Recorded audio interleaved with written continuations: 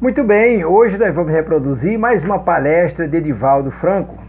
É mais uma daquelas palestras doutrinárias, onde ele faz uma viagem pela doutrina espírita, falando dos ensinamentos de Kardec, nos trazendo instruções, informações, nos orientando, nos educando espiritualmente.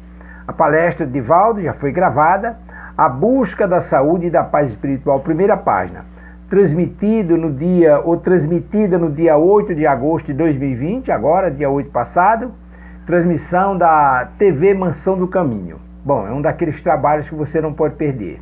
E eu queria lembrar também que a nossa página espírita, para você que está chegando agora, ela não tem fins lucrativos. O objetivo é reunir o maior acervo possível de matérias espíritas, onde você possa estudar, pesquisar para o seu lazer. Portanto, é muito importante e eu agradeço a sua participação, o seu acompanhamento aos nossos trabalhos, e aos trabalhos de reproduções. Aqui nós reproduzimos palestras, vídeos, entrevistas, livros da codificação, textos e outras obras suplementares da doutrina. Aqui você encontra um acervo substancial para seus estudos, suas pesquisas e seu lazer. Por isso nós o convidamos para a palestra que vamos iniciar a reprodução agora. Muito obrigado por nos acompanhar.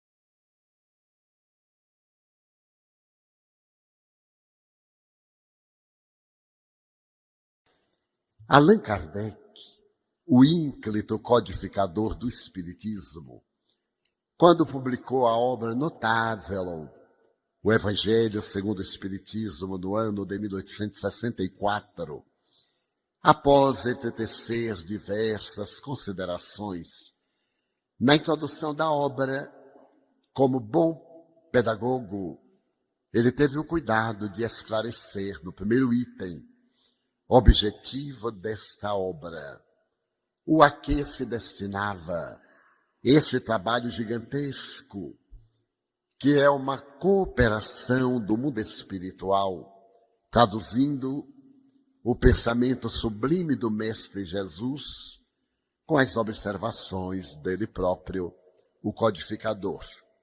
E nessa apresentação, Kardec tem o cuidado de dizer que se podem asseverar que o Evangelho de Jesus poderia ser dividido em 5 partes essenciais e as classifica: os atos terrenos da vida de Cristo, as predições, os milagres, as palavras que foram tomadas para fundamentos dogmáticos da Igreja e o ensino moral. Com uma visão incomparável, Allan Kardec opta por cuidar do ensino moral, porque não é importante as palavras como ou algumas das quais foram enunciadas. As predições, muito do gosto da curiosidade infantil da sociedade no seu processo evolutivo. Mesmo os atos da sua vida, alguns transformados em milagres, em violências, leis naturais, outros provocando impactos em torno do denominado maravilhoso, e outros recebendo as explicações lógicas advindas da razão, que obedeceram a processos de leis naturais, que então eram desconhecidas. Importa ao codificador uma análise do ensino moral deste homem que dividiu a história.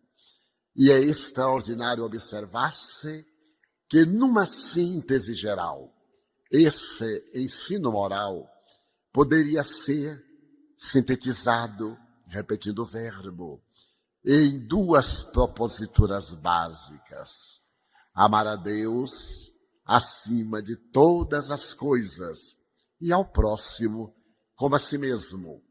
E a continuação, não fazer a outrem o que não deseja que outrem lhe faça. Embora eu já haja narrado uma informação do Espírito Joana de Ângeles, gostaria de repeti-la, que no século I antes de Jesus, o rabinato em Israel era de relevante significado, e 2 notáveis mestres destacaram-se. Um deles era conhecido como Shammai.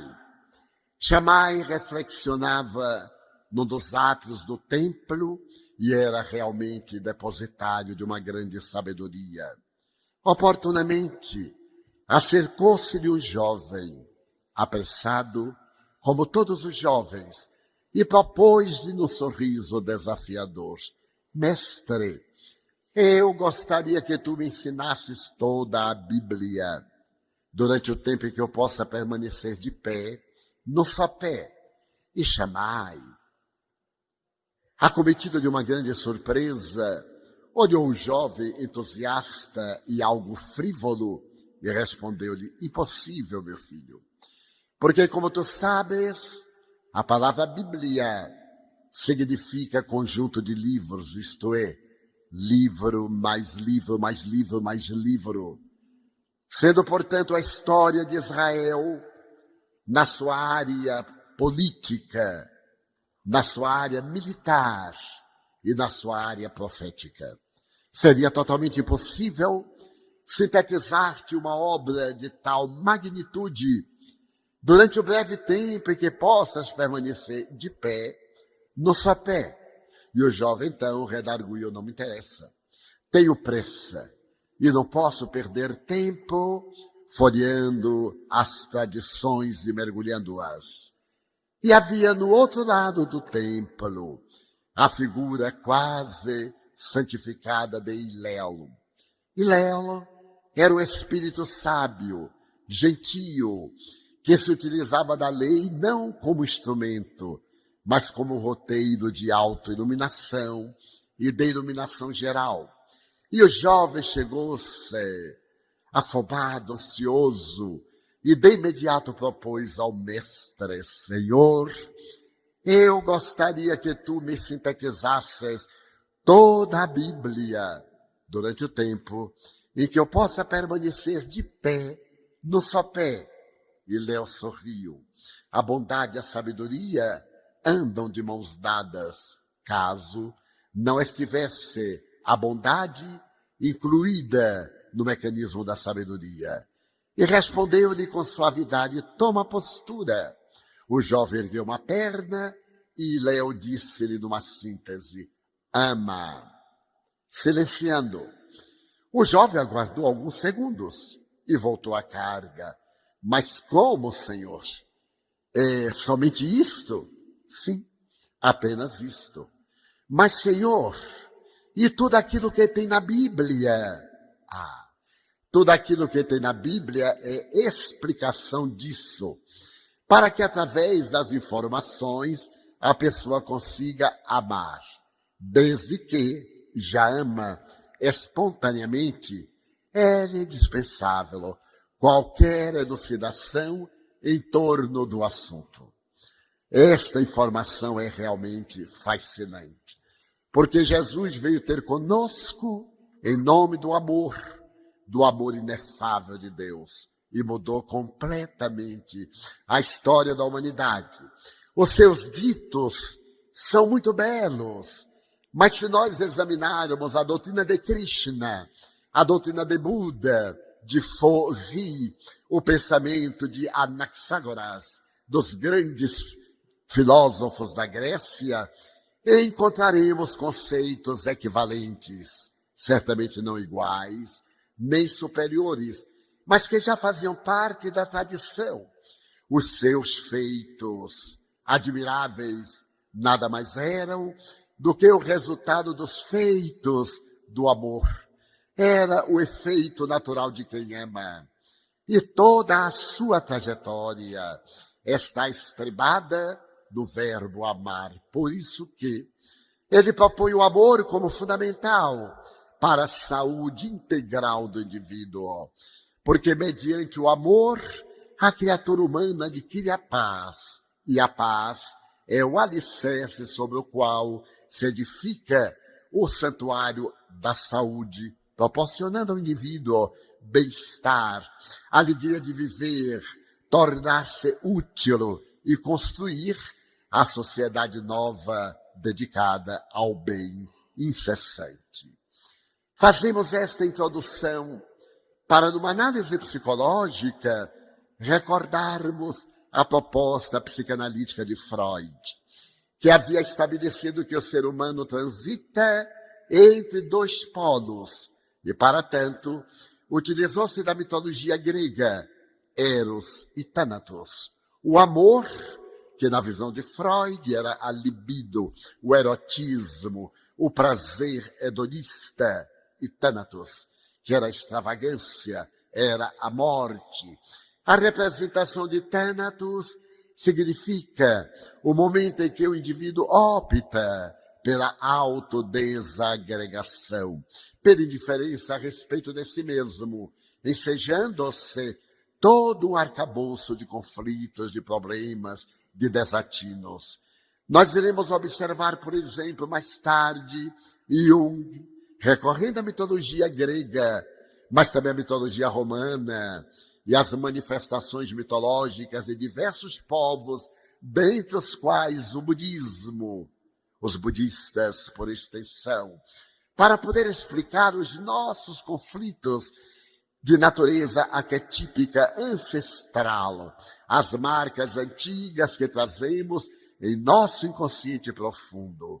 Utilizar-me-ei da mesma forma da mitologia para podermos repassar a lição muito conhecida do encontro com a paz e a saúde.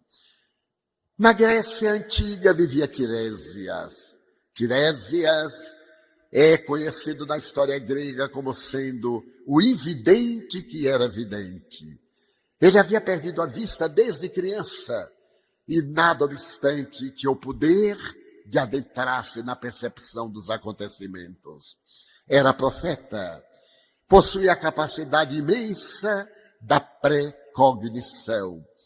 Esse conhecimento do porvir, mas concomitantemente, era portador também do conhecimento do passado, e a sua palavra era quase que a revelação dos deuses.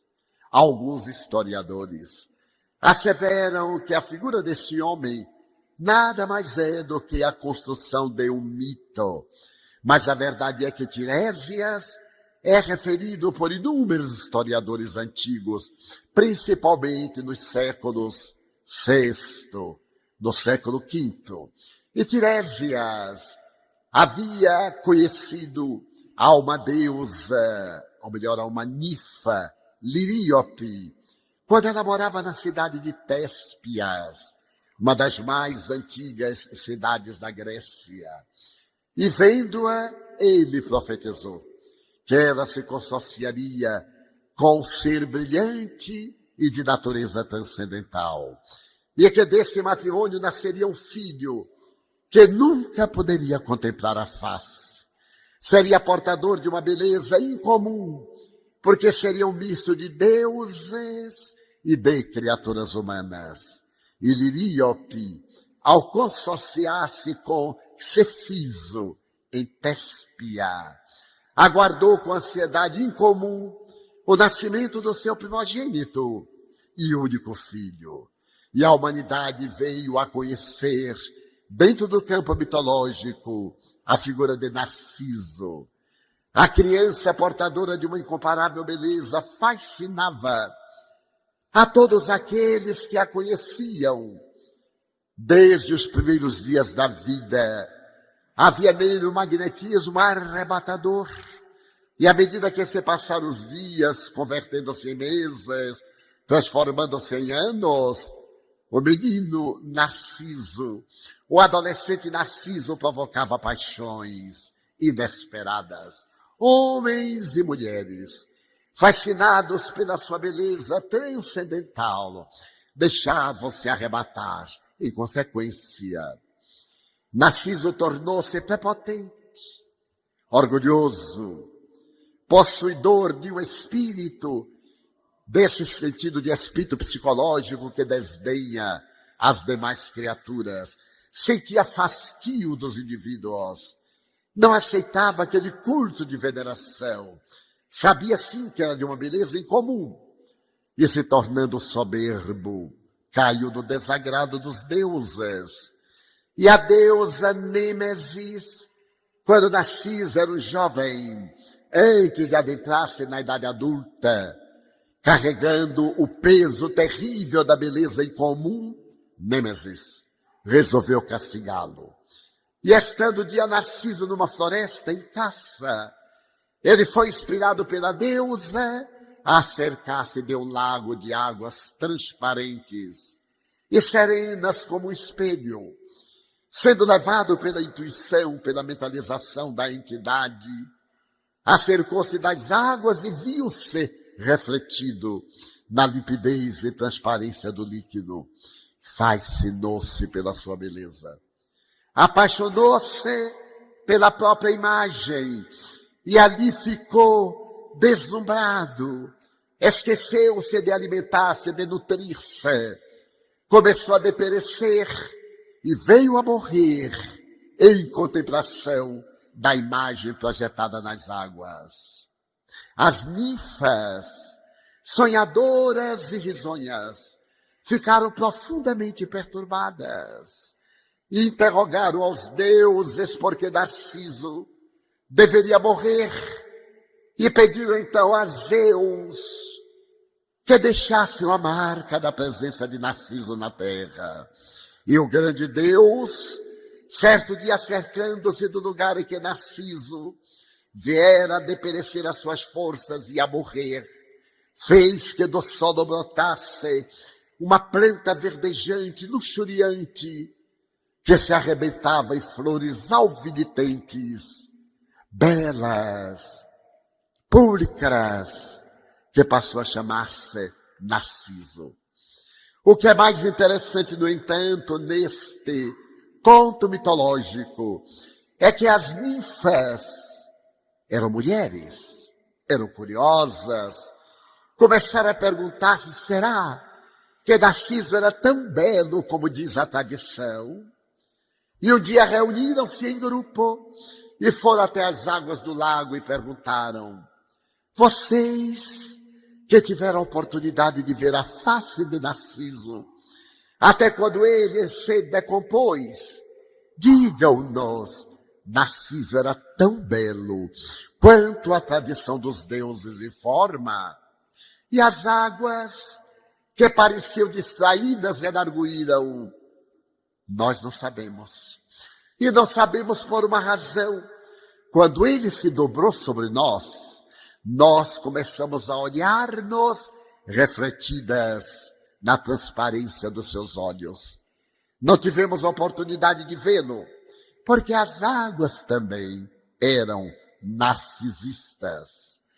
Então ficou para a posteridade o mito de Narciso, que se vai transformar nesse transtorno de comportamento psicológico, o narcisismo, o indivíduo que se autoestima de maneira patológica e autoconsidera-se aquele ser básico do heliotropismo. Existe o universo, existe o sol, porque ele existe. Na hora em que a chama que arde, dando-lhe vida, apagar-se, desaparecerá a vida. E o narcisismo passou à psicologia como sendo uma proposta mitológica para entender conflitos de inferioridade humana que são substituídos pela projeção da imagem narcisista. A timidez, o medo, são manifestações opostas que, para o indivíduo dele libertar-se, coloca a máscara de Narciso. E através dessa projeção da imagem arquetípica do seu inconsciente, passa a temer, a sofrer o conflito, projetando, no entanto, a imagem do indivíduo seguro, integral. Não é de surpreender que em nossa sociedade, aqueles que fazem parte do show business, aqueles que são grandes artistas, quando entrevistados, dizem: mas eu sou muito tímido.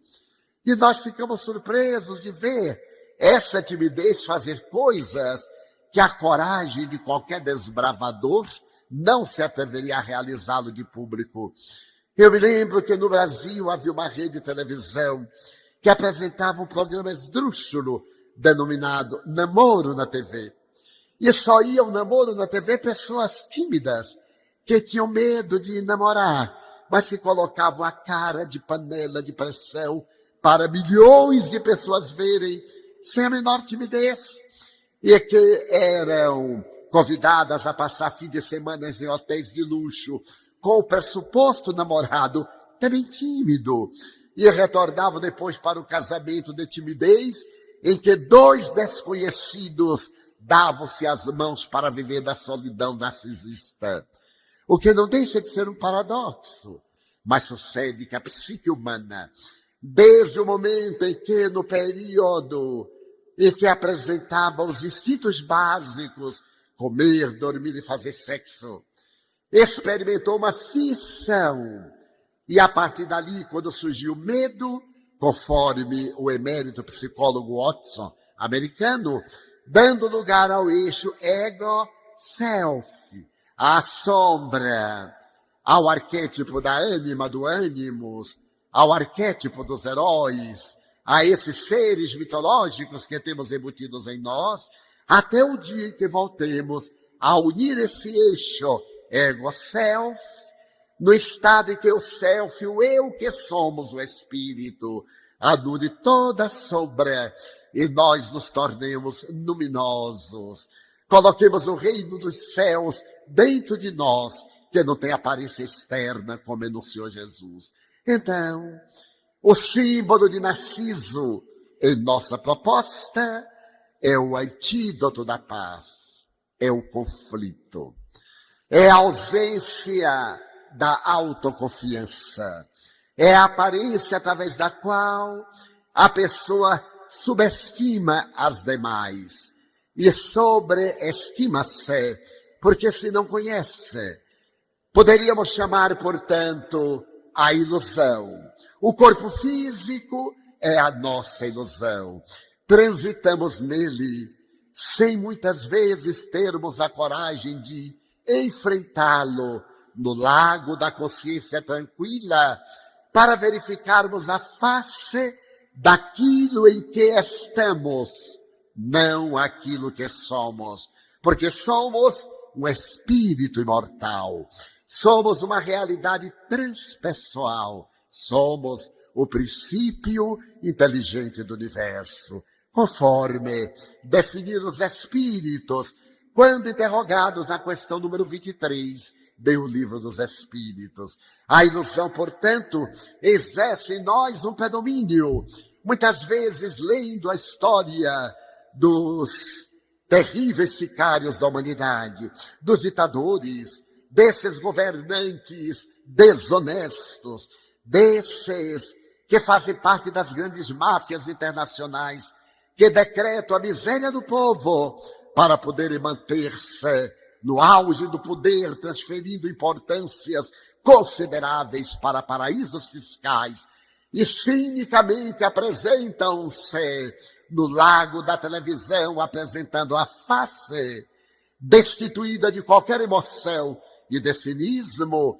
Eu me pergunto, será que eles não pensam que vão morrer? Que irão viver eternamente no corpo? Que não passarão pelo processo natural da decomposição orgânica, da degeneração das células, pela perda do fluido vital, e não serão, às vezes, desapiados do poder pelos insurgentes, pelos revolucionários, como vem acontecendo no mundo árabe, desde a primavera muçulmana e através da história. Estava lendo recentemente numa revista de grande circulação a história de um dos grandes magnatas desse programa extraordinário, que é o iPod, o iPad, o iPhone. E permitam-me contar o que me disse um amigo. Os americanos, os ingleses, criaram o iPhone, criaram o iPod, criaram o iPad. E nós, brasileiros, para não ficarmos atrás, criamos o IP. Também criamos a nossa contribuição valiosa. Agora mesmo, quando eu estive na Flórida, um amigo perguntou, Divaldo, você tem o iPad? Eu digo, não, eu me alimento muito do IP, que é muito mais nutriente. Então, esse senhor Mr. Job, que conseguiu mudar completamente a face daquela indústria da maçã, rapidamente comida no pedaço, e que se transformou num dos maiores conhecedores da cibernética para a comunicação virtual, faz 2 anos, foi acometido de um câncer de pâncreas. E aquele homem sonhador, triunfante, amado pelo mundo, é apresentado na revista, sustentado por um amigo, incapaz de ficar em pé, magérrimo, debilitado, reflexionando na transitoriedade do corpo, na ilusão da matéria, pedindo aos que virão depois para colaborar na programação dessa organização mundial e poderosa, de maneira que nos próximos 10 anos nós tenhamos equipamentos dantes jamais imaginados. A ilusão não deixa que nós reflitamos um pouco no lago tranquilo da mente para nos perguntarmos quem sou, por que estou aqui, de onde vim, para onde vou, que acontecerá comigo dentro de breves ou remotos dias. Mas se de um lado nós temos a ilusão que nos rouba a paz, também na história do pensamento universal, nós nos recordamos da figura de Siddhartha Gautama, a criança que nasceu em 580, aproximadamente antes de Jesus, no sul da Índia, e cujos pais amorosos, para que Siddhartha nunca visse a face do mundo, a ilusão, construíram um palácio monumental, cercaram-no de bosques, trouxeram animais variados e adornaram de jardins incomparáveis, e fizeram do palácio o lugar de encantamento e de prazeres. Desde os primeiros dias, Siddhartha esteve sempre cercado de ternura, de amor, de beleza, de festas. E o palácio estava sempre ornado dos artistas mais famosos que transitavam pela Índia.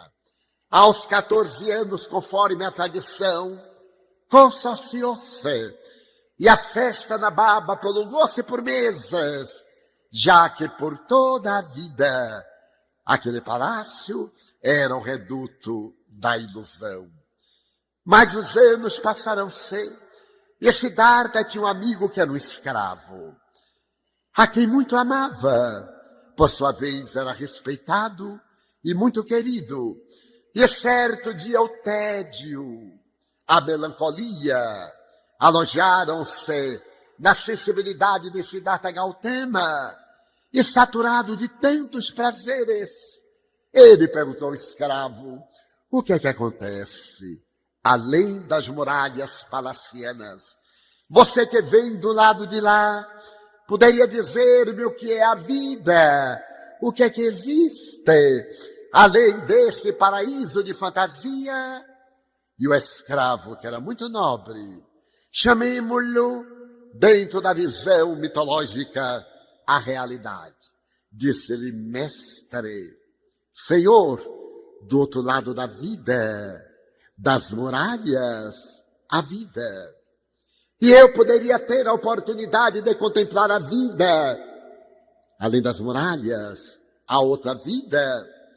O servo reflexionou, porque havia ordens para que Siddhartha jamais saísse daquele paraíso de ilusão. E disse-lhe: eu irei buscar o vosso cavalo Kanta, que era quase um cavalo mágico. E um dia pela madrugada poderemos evadir-nos daqui por uma frincha que se transformou numa abertura na muralha, e veremos o outro lado, Senhor. Em data adrede aprazada, o escravo trouxe-lhe o cavalo Kanta, e o jovem príncipe, herdeiro de uma incalculável fortuna e de todo o império, com seu escravo que conduzia Alimalia a atravessar a ruptura daquela muralha, e foram à aldeia.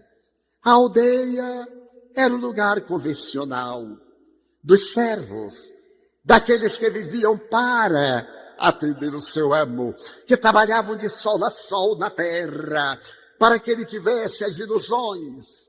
E Siddhartha, quando viu as pessoas, alquebradas umas, sujas outras, algumas apresentando debilidades, perguntou ao seu escravo: mas o que é isto? E ele disse: ah, Senhor, são as enfermidades. O corpo é uma roupa que o ser divino veste. À medida que as horas transcorrem, a roupa gasta-se. É uma roupa tão frágil que uma picada de alfinete contaminado pode matar todo o equipamento. E ele contemplou aquela gente que transitava ulcerada, que se apoiava a bordões, que apresentava expressões alucinadas, e foi tomado de uma melancolia maior do que aquela que o dominava. o escravo sabiamente levou a um dos bairros, em que as choças eram miseráveis às margens do rio Ganges. E à porta, tomando um débil sol, pessoas senectas, transvariando na senilidade, transformado seus corpos em verdadeiros monstros. Aquela beleza e agilidade de outrora haviam desaparecido na perda da massa muscular e eram rebotalhos humanos. E Siddhartha perguntou ao escravo: mas o que é isto? É a velhice, Senhor.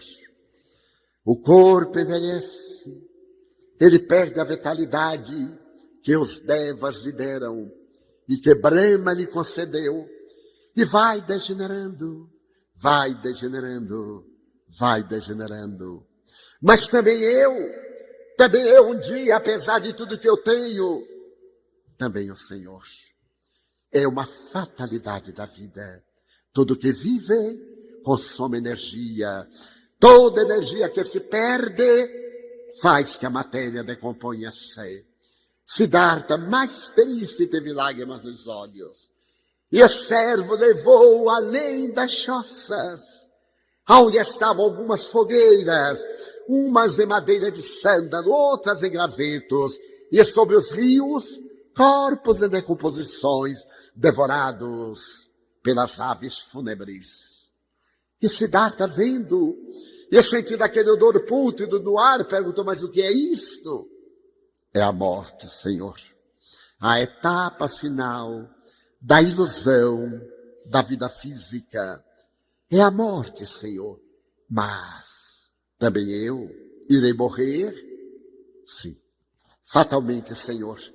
Por mais longa se lhe faça a existência grandiosa e abençoada pelos deuses, momento chegará que o anjo silencioso da morte convocá-lo-á a transpor a aduana para retornar à eternidade. Siddhartha foi tomado de uma compaixão que jamais havia se lhe alojado na alma e pediu para voltar ao palácio. E essas três visões da doença, da velhice e da morte acompanhariam Siddhartha Gautama por toda a sua vida. Não mais ele pôde experimentar dos festejos, porque essa era a realidade. De imediato após um período que se dedicou a reflexionar, ele transferiu a coroa para o filho, deu a regência à mulher, abandonou o império e abandonou a vida para ir meditar no alto das montanhas em um monastério silencioso. Mas quando lá chegou, havia no monastério exigências sobre-humanas: odiar a vida, odiar o corpo, para poder superar os seus impulsos, domá-lo através de jejuns, de sacrifícios inomináveis. E quanto mais Siddhartha tentava apagar a ilusão da matéria, mas o espinho na carne a que se refere o apóstolo Paulo, aproximadamente 6 séculos depois, torna-o mais inquieto. Ele subsiste 12 anos naquele monastério de sacrifícios e resolve abandonar. Não pode. Ele percebeu que quando se empurra uma porta que tem uma mola, quanto maior é a força do empurrão, maior a reação da mola protetora. Qual seria a solução? Desarmar a mola. Ao invés de odiar o corpo, compreendê-lo. Ao invés de odiar a tentação, amá-la, diluí-la na realidade sublime da compaixão. Siddhartha Gautama abandona o monastério com alguns amigos e abraça a natureza, o festival de sol, da terra engrandecida, e um dia à margem de um córrego despe-se provocando escândalo nos seus amigos, e banha-se nas águas que correm cristalinas e fica sós. Continua descendo na direção do sul da Índia, e um dia vê na estrada uma árvore bode, que significa uma árvore sagrada. Então, ante a sombra generosa daquela árvore vetusta, Siddhartha Gautama toma uma posição de lótus.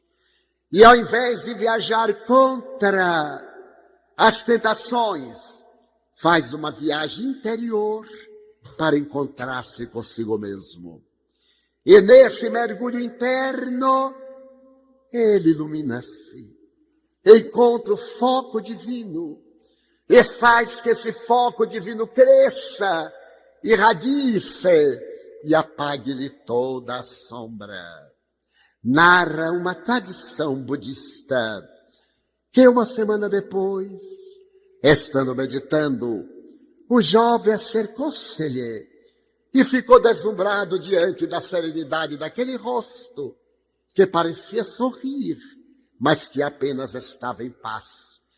E quando Siddhartha retornou do transe e abriu os olhos, o jovem perguntou-lhe: Senhor, vós sois Deus? Não. Então, vós sois um anjo? Também não. Por que me perguntas isto? Senhor, vós estáis iluminado. Por que estáis iluminado? Porque estou consciente de mim mesmo. Porque estou certo da realidade e da ilusão. E logo depois levantou-se em silêncio de ternura e de compaixão, e foi caminhando na direção do Parque das Gazelas. Numa noite de julho, de transparência de céu, e com o véu de noiva de Selene, abençoando a terra, ele levantou-se diante de uma multidão emudecida, e disse com uma doce entonação de voz: tudo no mundo é sofrimento. A alegria de hoje é o sofrimento de amanhã. A festa de agora são as reflexões do porvir. A glória de um dia é a permanente tristeza daqueles que virão depois.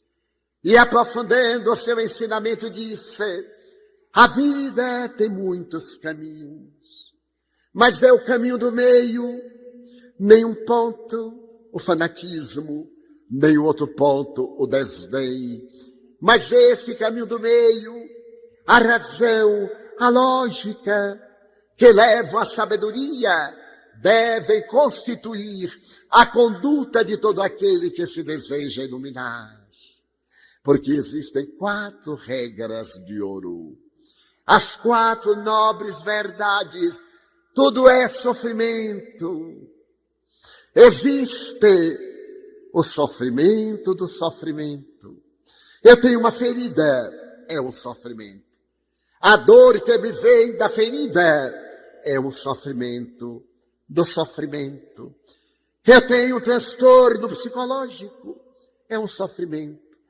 A angústia que surge na minha psique, em defluência desse sofrimento, é o sofrimento do sofrimento. E logo de imediato ele estabeleceu que existe o sofrimento dos conteúdos arquivados no profundo do ser, que Carl Gustav Jung transformaria mais tarde, o sofrimento defluente dos nossos conteúdos psíquicos, quando o ego toma conhecimento da sua realidade diante do self. Quando nós descobrimos a pequenez que estamos ante a grandeza divina que somos. Então essa é a primeira nobre verdade. A segunda nobre verdade é que o sofrimento, já que ele existe, quando nós disparamos uma flecha ou atiramos uma lança, nada pode fazê-las retroceder. Elas vão na direção do alvo. Todo sofrimento provém de uma causa. Se essa causa não é atual, é anterior. Se não é desta existência, é de existência passada. Esta é uma segunda nobre verdade, porque não existem efeitos sem causa. Mais tarde, aproximadamente 25 séculos, o egrégio codificador da doutrina espírita utilizar-se-á dessa lei da física para dizer que todo efeito inteligente provém de uma causa inteligente. Dentro da conceituação da causa e do efeito.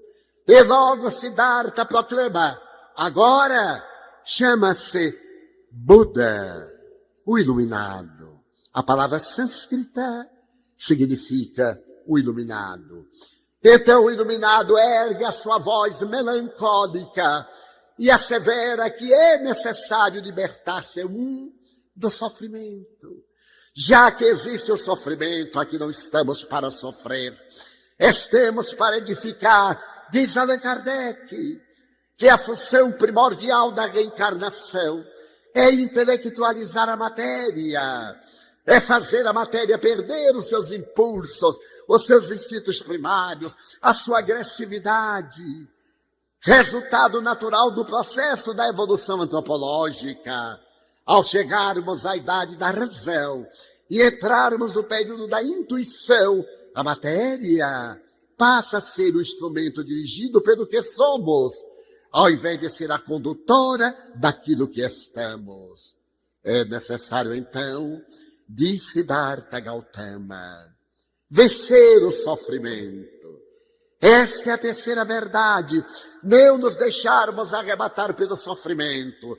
As doutrinas ortodoxas e ultrapassadas asseveram que a Terra é um planeta de desgraças, é um vale de lágrimas, é uma senda de espinhos, que aqui estamos para sofrer.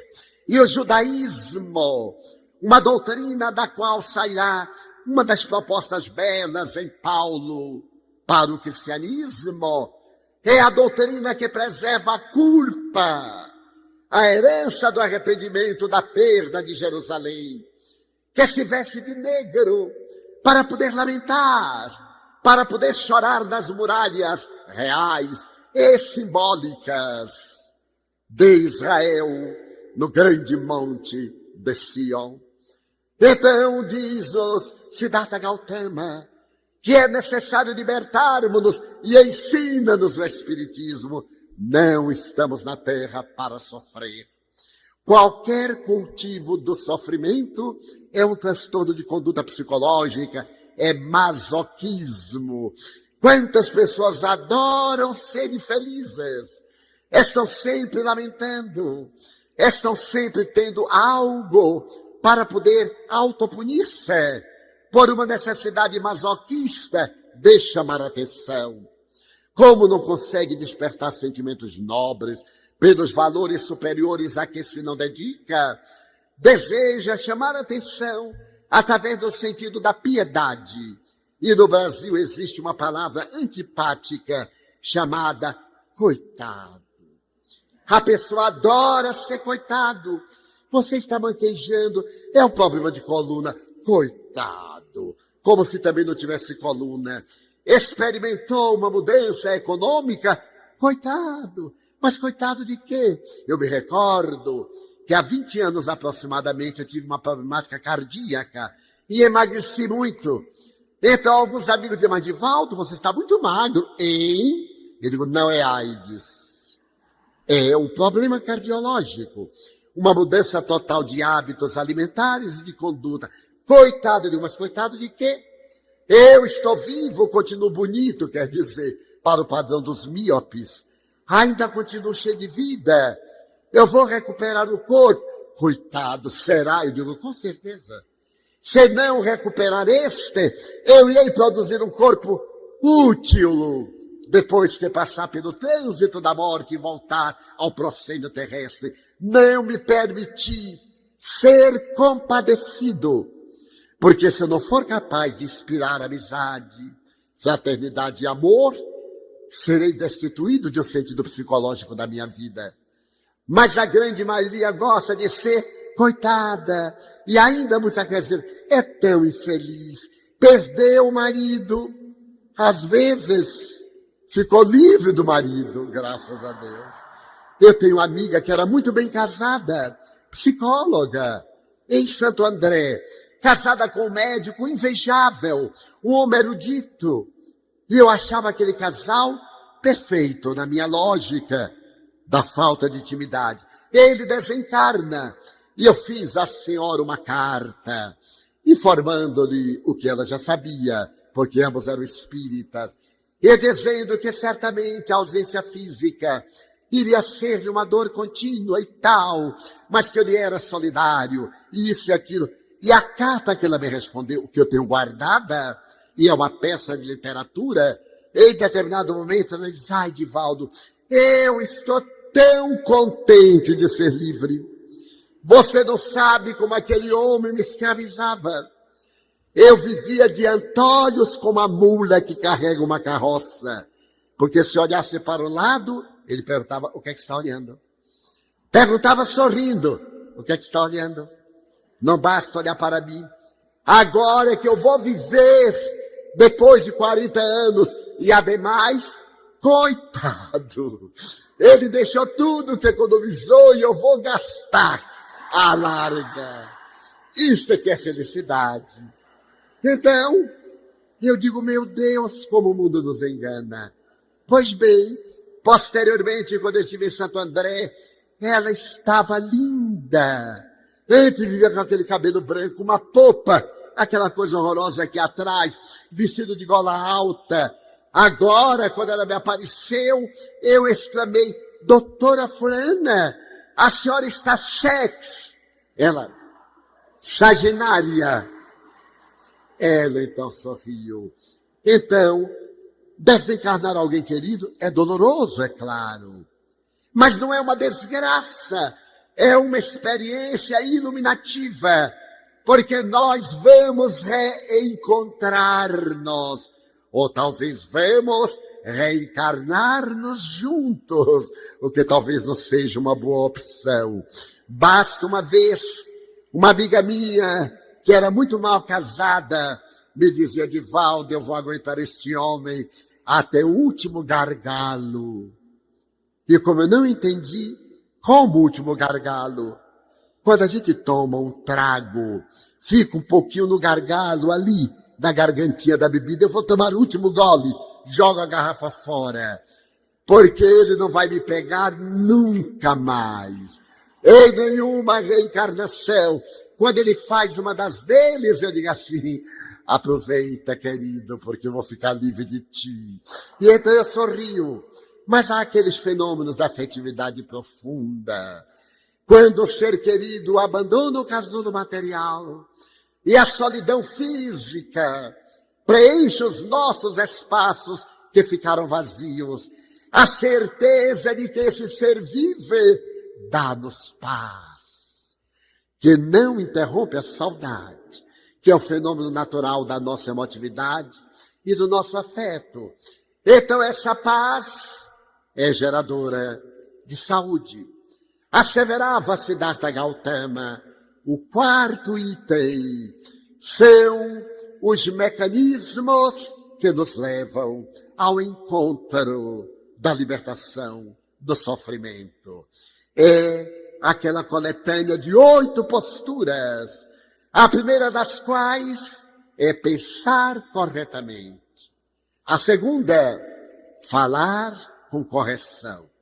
A terceira, agir de maneira correta. A quarta, perdoar totalmente. E assim, através do octeto, nós nos libertaremos do sofrimento. E conta a história de Siddhartha, que ele deixou uma grande luz na Terra. E vamos agora ao mito. No mito da vida de Siddhartha Gautama Buda, conta-se que Maya, ou Raga, a paixão, diante daquele homem que salvava milhões de vidas, ficou muito perturbada. E mandou então que 3 das suas filhas viessem quis narrar-lhe a paz de espírito. E um dia em que ele estava meditando, apareceram 3 jovens seminuas e começaram a bailar por arcas e alaúdes tangidos do mundo invisível. E Siddhartha Gautama, ante aquele erotismo, ao invés de atormentar-se, foi tomado por uma profunda compaixão daquelas jovens perdidas na ilusão do erotismo e diluiu-as através do pensamento de ternura.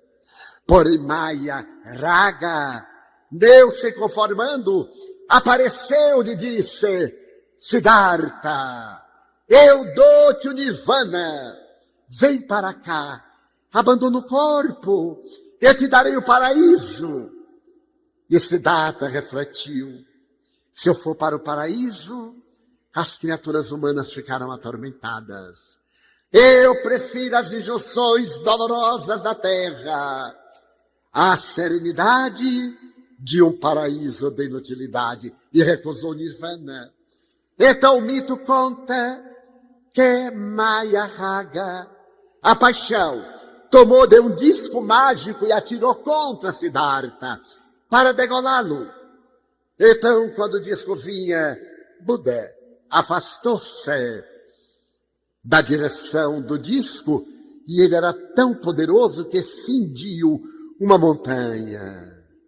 E Buda viveu até os 80 anos, com posturas de compaixão, com toques de relevância, com atitudes de misericórdia. E quando ele morreu, diz o mito, houve uma chuva de pétalas.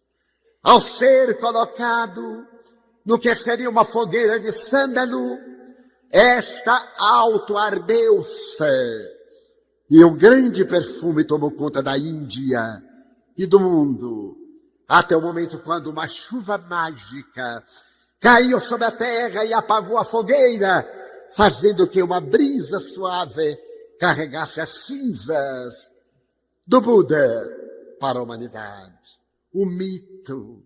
Então estamos diante da realidade de Narciso, que é a ilusão, e da realidade de Buda, a iluminação, que é a paz.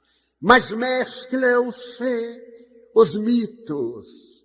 E é por esta razão que os modernos psicólogos dizem que é necessário transformarmos o mito em uma realidade, trazendo a fantasia para o palco do dia a dia e superando aqueles psicólogos espíritas e cristãos com a figura incomparável de Jesus Cristo, o mais notável psicoterapeuta da humanidade.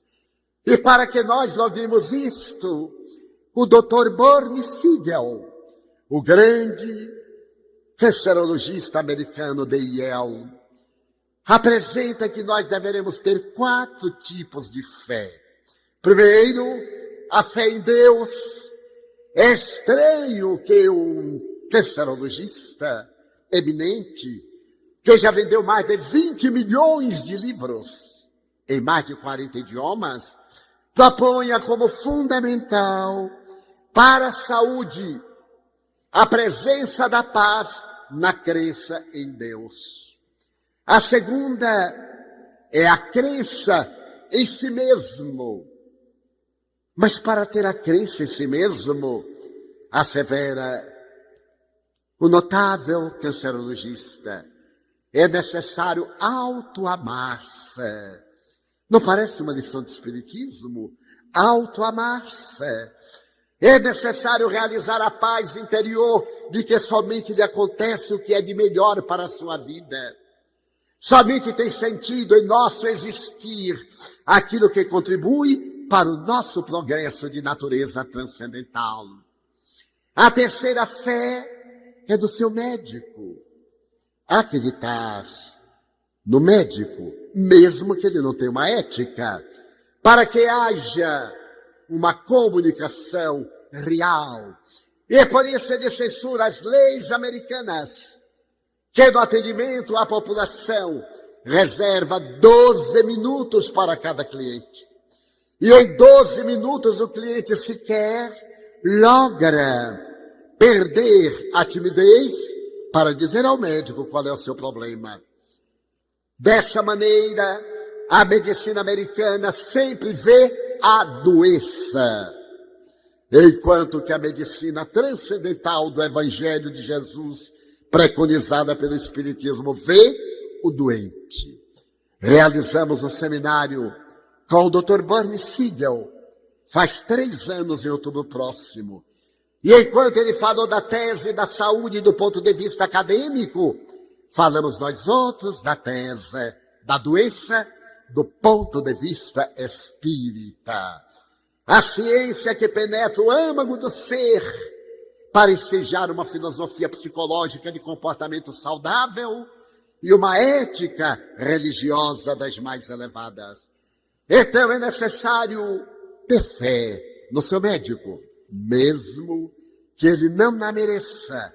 E a quarta fé, ter fé no tratamento que está fazendo. O que equivale dizer produzir neuropeptídeos. Isto é, as substâncias que os neurônios produzem, estimuladas na certeza da saúde, na alegria de viver, ao invés de estar combatendo-se. Eu não tenho mais jeito, isso não se vai acabar nunca, é o começo da minha desgraça, é o fim da minha existência. Colaborando com o nosso psiquismo para que atenda a essa imposição do nosso inconsciente, que nós cultivemos alegria. Amanhã eu estarei melhor do que hoje. Mesmo que a saúde não se refaça, haverá em mim um bem-estar tão grande que saberei administrar a saúde. E recomenda na terapia do câncer, com muita propriedade, ele diz: câncer é somente uma palavra. É uma palavra. Mas há pessoas que, quando recebem o diagnóstico, recebem também o pré-atestado de óbito. Então eu estou com câncer. Meu Deus, eu já morri. E ele narra vários fatos de pacientes que morreram não de câncer, mas do diagnóstico de câncer. Quando se lhes disse que tinha câncer, eles foram tomados de angústia e recusaram-se a crer em Deus, porque se rebelaram. Como é que Deus faz isto comigo? Como se ele fosse de grande importância no universo. Perderam a fé em si mesmos, não acreditam no seu médico, e muito menos nos processos terapêuticos, inclusive no cirúrgico. E ele conta uma história muito peculiar. Durante 20 anos, ele fazia um check-up de uma senhora muito bonita, na cidade de Boston. Cada 6 meses, ela fazia um check-up.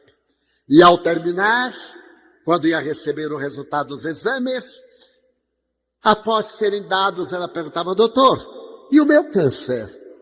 Mas senhora, você não tem nenhum câncer. Veja lá, hein? Durante 20 anos, certo dia, quando ele esteve examinando as últimas lâminas e veio dar o resultado, ele disse: senhora, você está com um câncer de colo de útero. Eu não lhe disse. A culpa é sua. Faz 20 anos que eu lhe digo que tenho câncer e você me nega. Ele disse: não, senhora, faz 20 anos que a senhora quer ter um câncer.